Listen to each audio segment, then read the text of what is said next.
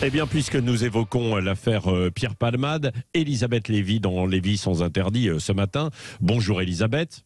Bonjour Patrick, bonjour à tous. Alors après la décision de la Cour d'appel, donc de placer l'humoriste en détention, vous revenez sur cette affaire hors norme en quelque sorte.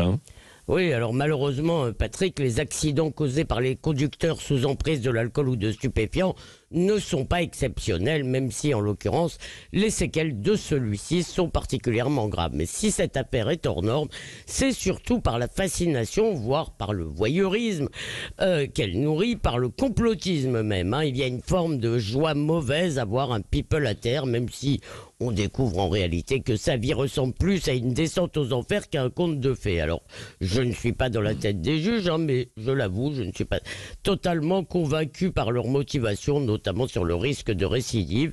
Et comme Carbon de 16, votre invité de 7h45, je me demande, enfin pas avec les mêmes mots que lui, s'ils n'ont pas voulu apaiser la colère, non pas des dieux, mais de l'opinion.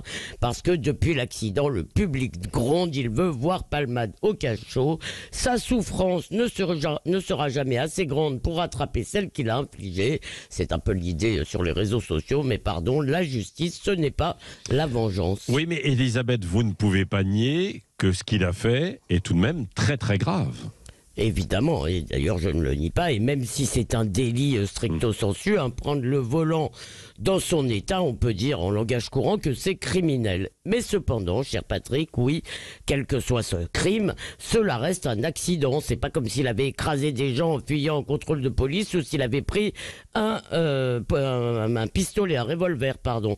Or, aucun délinquant, aucun voyou, aucun multirécidiviste ne subit un tel opprobre. Sur Twitter, c'est un flot de haine. Pourquoi ? Eh bien parce que Palmade, c'est le symbole d'élite décadente qui s'autoprotège. Alors j'en cite un parmi d'autres. Pierre Palmade n'est que l'arbre, pardon, j'ai un problème.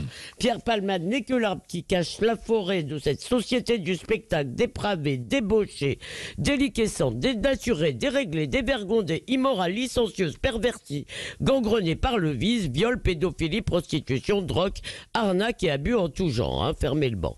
On pense à certains partisans de Donald Trump, vous vous rappelez certainement, qui étaient regroupés derrière QAnon et qui expliquaient que le monde est dirigé par une clique sataniste et pédophile.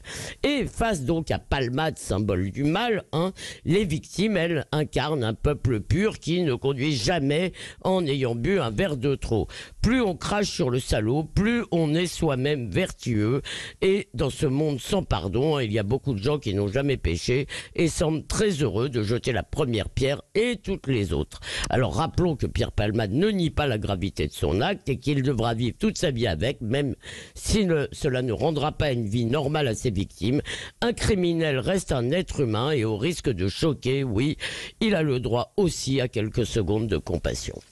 Elisabeth Lévy sans interdit, vous êtes d'accord, pas d'accord ? Vous témoignez sur les réseaux sociaux puisque nous vous posons cette question. Est-ce qu'il ira en prison pour sa détention provisoire ? C'est possible, c'est évident, c'est probable ou non, évidemment. Et puis vous pouvez nous appeler 0826 300 300, vous le savez, chaque matin, je vous donne la parole. Ce sera à 9h-20 jusqu'à 9h, bien sûr, avec nos éditorialistes. Dans un instant, mon invité politique, Alexis Corbière, député LFI de Seine-Saint-Denis. Il est 8h14.